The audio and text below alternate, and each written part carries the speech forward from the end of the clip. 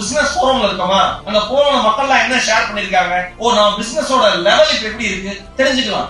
Further இயர்ஸ்ல என்ன மாற போகுது தெரிஞ்சுக்கலாம். அதுக்கு நாம எப்படி நம்ம அடாப்ட் பண்ணிக்கணும், என்ன கத்துக்கணும் தெரிஞ்சுக்கலாம். நிஷா பீடா வந்தார்ல, நீங்க யோசிச்சு பாருங்க. பீடாங்கிறது ஒரு பிராண்ட் நம்ம யோசிச்சுட்டு போமா, வாங்கி சாப்பிட்டு தூக்கி போட்டு போயிடுவோம்ல. அவர் வாங்கி சாப்பிட்டு தூக்கி போட்டு போறீங்களா, அதுதான் கோடி கோடி சம்பாதிக்கிறார். செடாய் அப்படிதான் எல்லாருக்குமான வாய்ப்பை தருகிறது. ஆனால் அந்த வாய்ப்பை யார் பயன்படுத்திக் கொள்கிறீர்களோ அவர்கள் முன்னேறும்.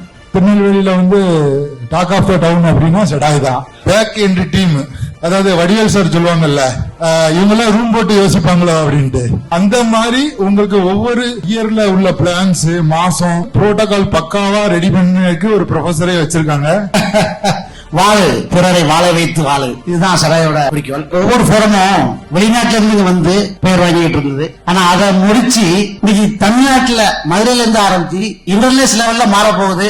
அதுதான் செடாய். இதுல எல்லாரும் சேர்ந்து பயணிப்போம். நன்றி.